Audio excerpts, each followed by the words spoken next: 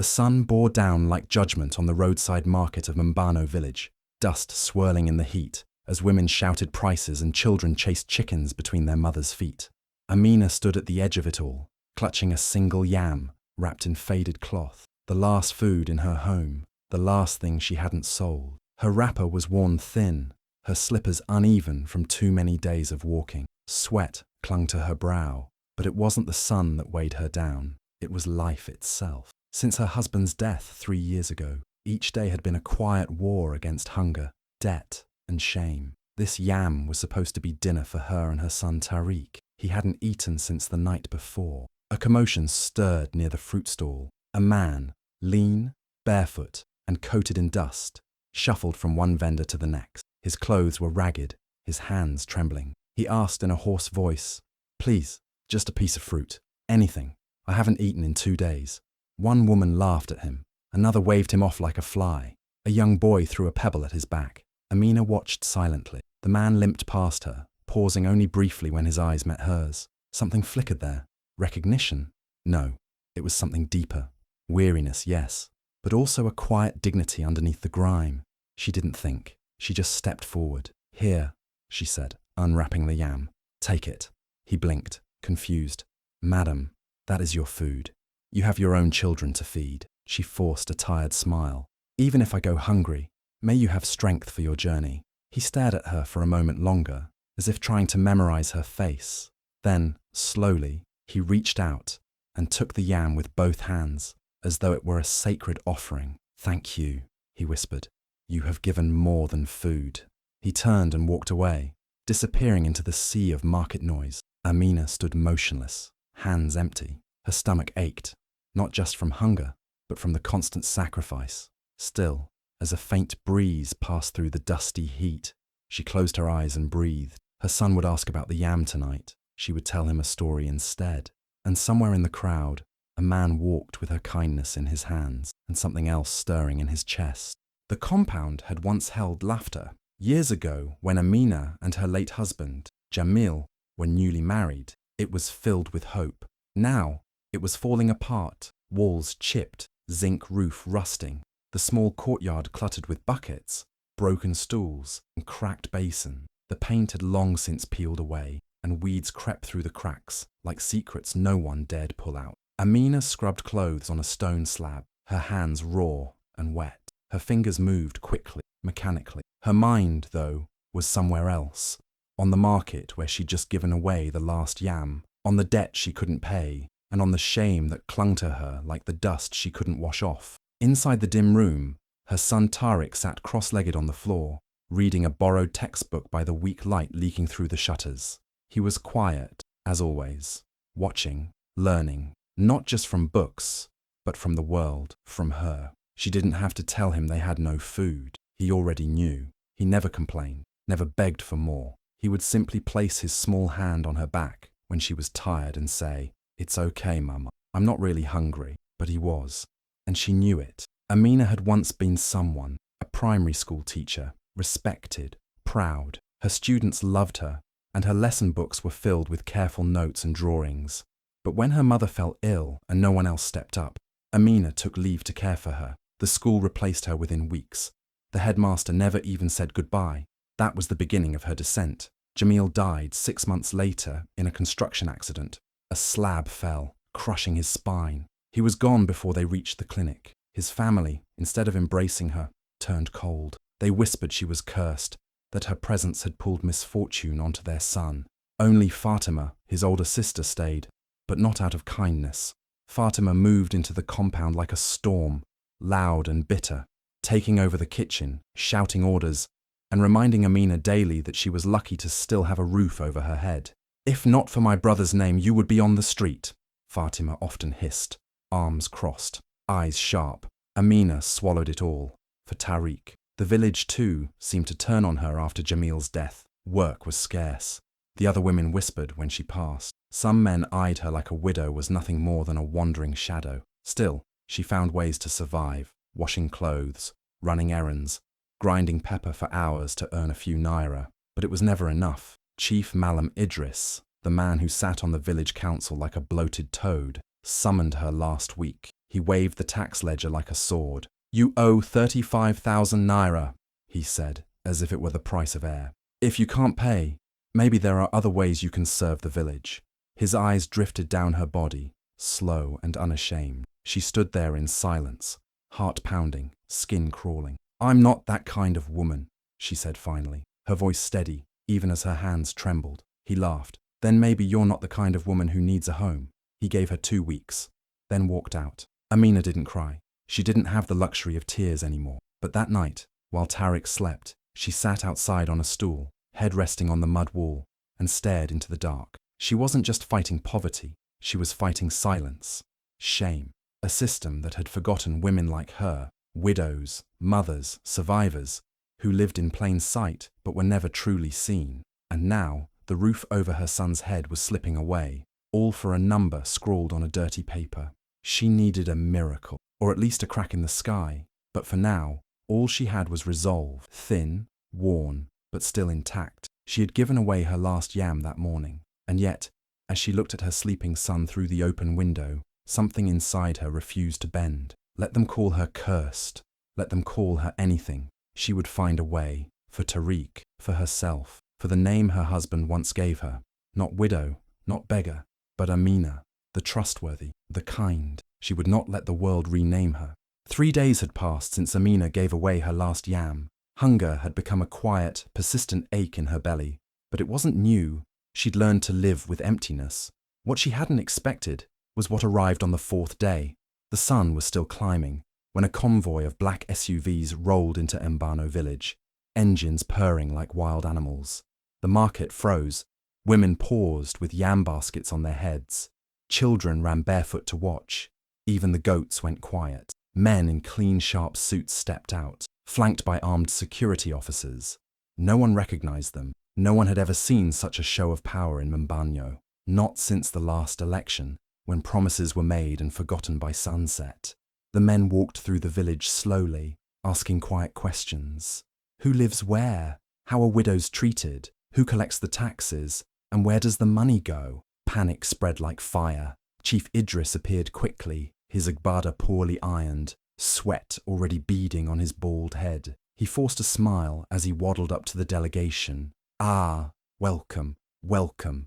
I am Chief Idris, the custodian of peace and order in Mbano. If I had known you were coming..." The lead official, a tall woman with sharp eyes and a tablet in her hand, interrupted him. "We're not here for pleasantries. We're investigating the misuse of tax collections and mistreatment of rural widows. A directive from the governor's office."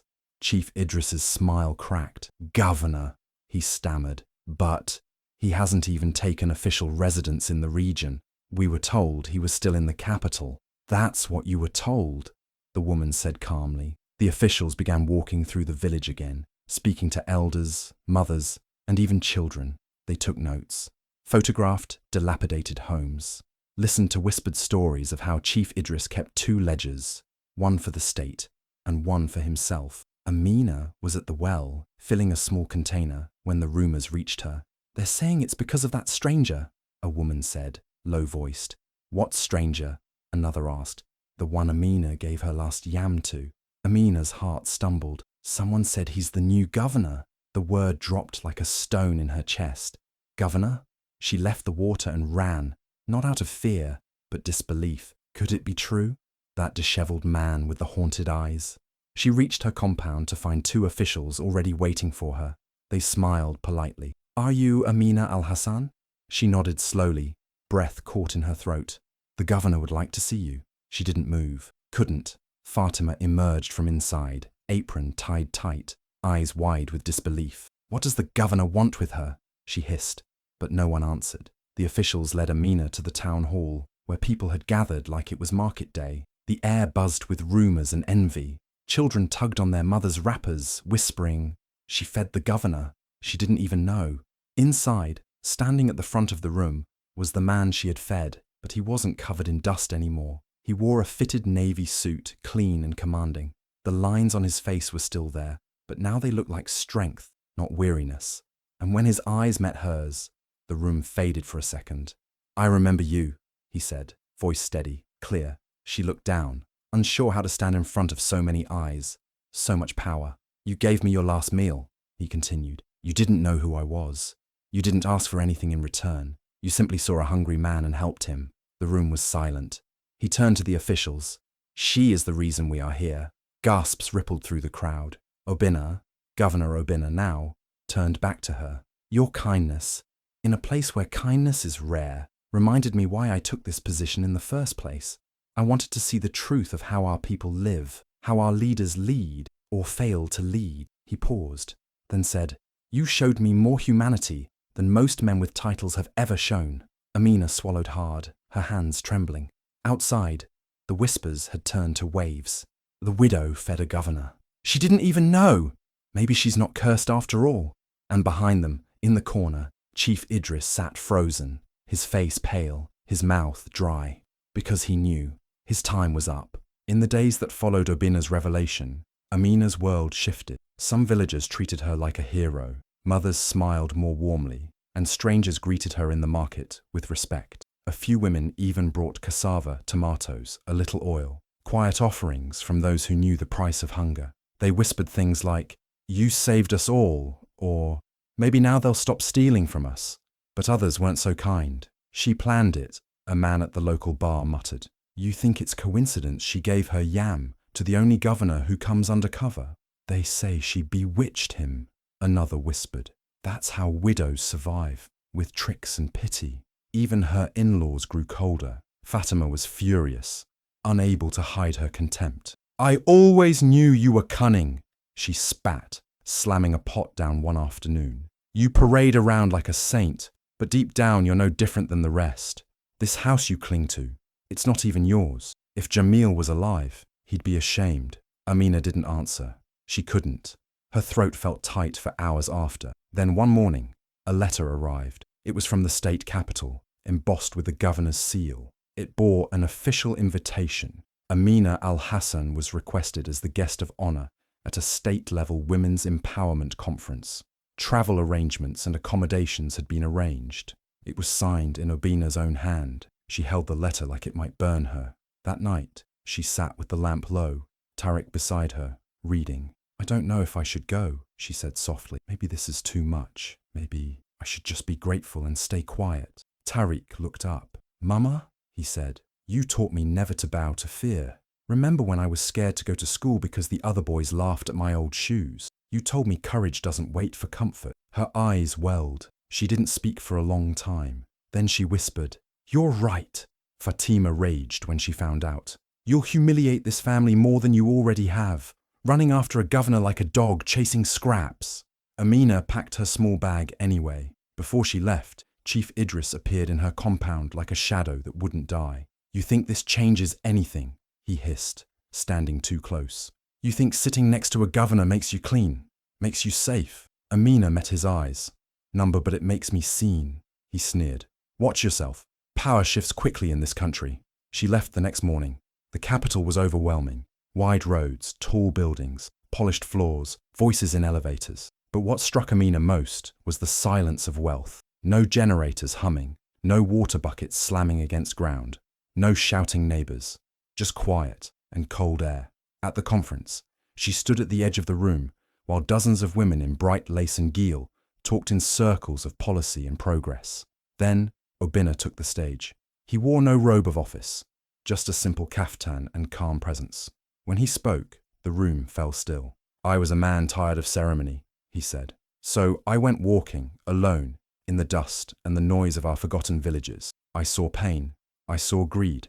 I saw silence. He paused. And I met a woman who gave me her last yam. Gasps echoed across the room. She asked for nothing, not even my name. She fed me because I was hungry. That's leadership.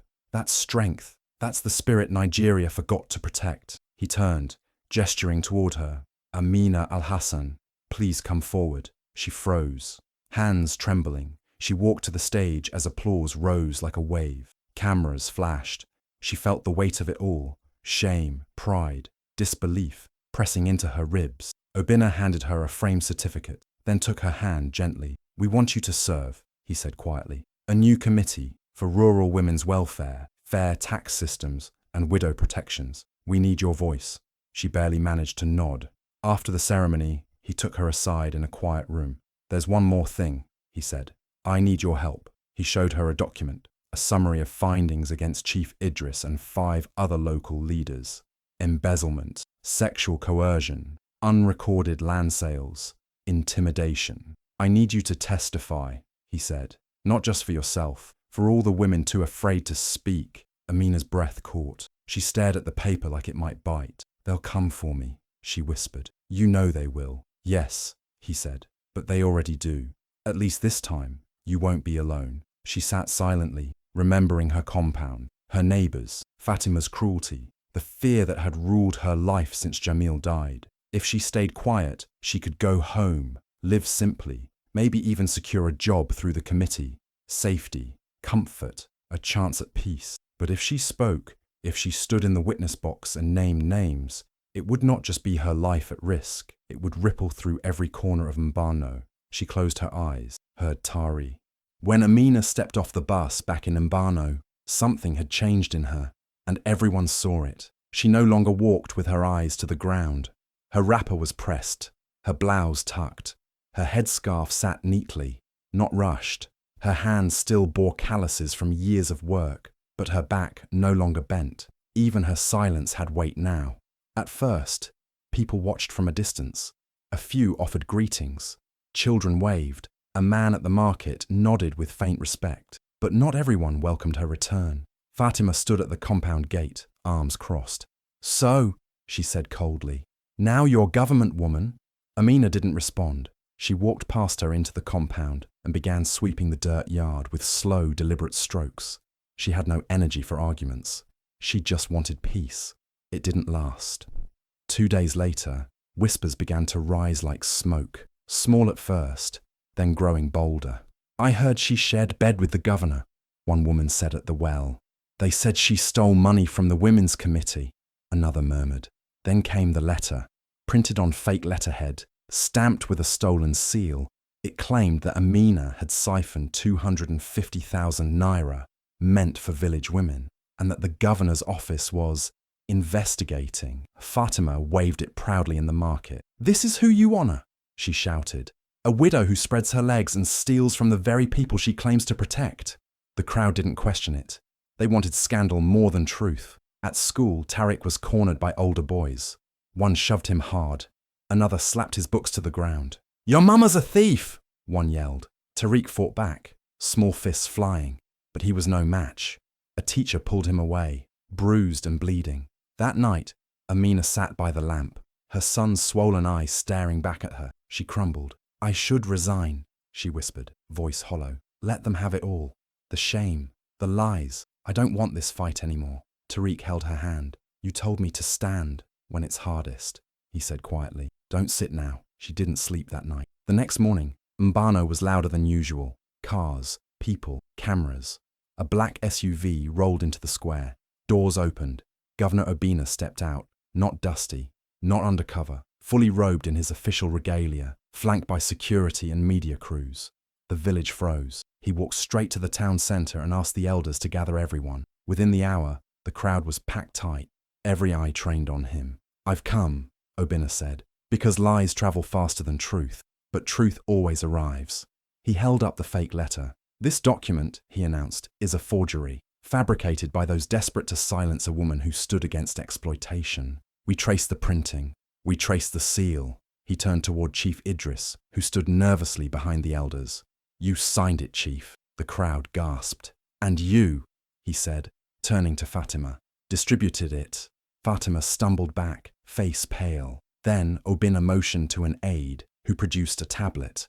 With a single touch, an audio clip played over loudspeakers. "If you become mine, the debt disappears. If not, well, there are ways to push you out." Chief Idris's voice, clear, vile. Another clip played. "What does a woman like her have to lose? Her dignity? She's already lost that." People shifted uncomfortably. Murmurs rose. "I recorded this during my first visit," Obina said, "because I suspected men like Idris. I hoped someone would prove me wrong." He turned to Amina. She did. A hush fell. Then, officers stepped forward and placed Chief Idris under arrest. He didn't resist. He couldn't. His power had evaporated in a breath. Fatima tried to slip away, but the crowd closed in. Shame clung to her like a second skin. Obinna looked around, his voice firm. For years you ignored her, mocked her. You called her cursed, lazy, manipulative, because she had nothing. But I've seen the true face of poverty, and it is not weakness. It is strength you cannot imagine. He paused. Some queens don't need crowns, he said, looking at Amina. They build kingdoms with their bare hands. Amina didn't speak. She stood still, eyes glassy, heart thudding. But across the crowd, something shifted. Heads bowed. Mothers wept quietly. A man knelt to return her market basket she'd dropped days ago. She didn't need applause. She didn't need titles. She had something more powerful now. Truth. Amina stood beneath the modest tin roof of the newly painted women's centre, her name freshly printed on the small plaque beside the door. Mbano Women's Empowerment Hub, coordinated by Amina Yusuf. The inauguration wasn't grand. No fireworks, no loudspeakers, but the crowd was full of women. Young, old, widowed, divorced, overlooked. They came barefoot, in market-worn wrappers, with babies on backs and dreams in tired eyes. She stood before them, holding a notebook filled with plans, tailoring training, soap-making workshops, literacy classes, and legal aid days. Nothing flashy, just hope, layered in practicality.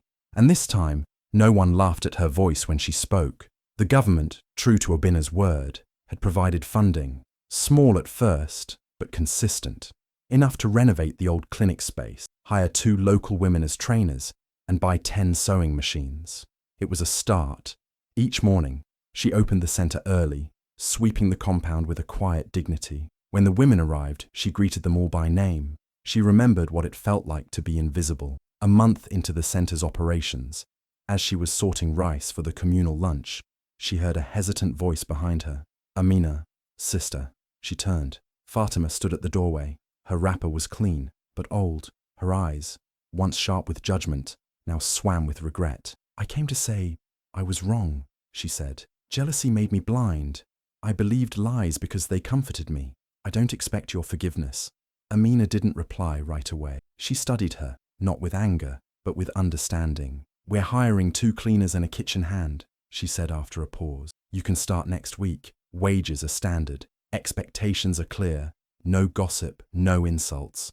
Fatima's chin trembled. Thank you, she whispered. I'm not doing it for you, Amina said. I'm doing it for the women who'll watch you, and for the girl you used to be, before the bitterness set in. That night, Amina sat with Tariq in the compound, under the moon. He was growing fast, taller, leaner, his features sharpening with purpose. His swollen eye had healed, but the fire in him had not dulled. He handed her a paper from his school bag. I won the regional essay competition, he said. She unfolded the sheet. The title read, My Mother, the Queen Without a Throne. Her eyes welled up before she'd even read the first line. They tried to shame her, but she carried grace. They tried to break her, but she built bridges. She never raised her voice, but moved mountains. When they offered her power, she used it to serve. She is not just my mother. She is my revolution. She covered her mouth, heart pounding. I want to be like you, he said. No. She smiled through tears, pulling him close. You'll be better. You'll walk into rooms that would have locked me out, but you'll remember how we got here. Every step, every scar. The compound was quiet. The yam garden she had started with a neighbour was sprouting now. Nothing was certain, but for the first time in years, the horizon didn't look like an ending. It looked like a beginning. The sun was low, casting golden light across the dusty courtyard of the women's centre. In a quiet corner near the back wall, Amina knelt beside a small mound of soil, her hands gently pressing down the earth around a tender yam vine. Tariq crouched beside her, watching carefully. His school uniform was wrinkled from the day's lessons, his hands smudged with dirt, but his face was calm, content. Why do we plant it so deep? He asked. Because what feeds us most, she said softly, starts underground, quiet, hidden. One seed can feed generations, if it's planted with care. Tariq touched the edge of the vine, then looked up at her. Do you think he'll ever come back? Governor Obinna? She paused, wiping her hands on her wrapper, her gaze following the breeze that rustled through the neem trees overhead. He already gave us what we needed, she said, her voice steady. He gave us space to grow. The rest is on us now. Inside the center, women's laughter echoed faintly. Someone was learning to sew, another practicing a speech for a community meeting. A child giggled as she chased a chicken across the open yard. Amina stood slowly, brushing dust from her knees. Her back was strong now, her eyes clear. She looked around, not for danger, not for judgment, but for possibility. As she and Tariq walked back toward the building, the camera lingered for a moment on her small office. There, on the wall above her desk, hung a simple framed photograph. Amina, standing tall beside Obina, both of them smiling, not grandly, quietly, with respect, with pride. Beneath the image, in clean black letters, the caption read, "Change starts with one act of kindness." The camera pulled back slowly, capturing the soft hum of new beginnings, the rustle of leaves, the sounds of children, the steady breath of a community healing. And then it faded to silence. Hi besties, thank you so much for watching to the end. Please remember to like, comment and subscribe.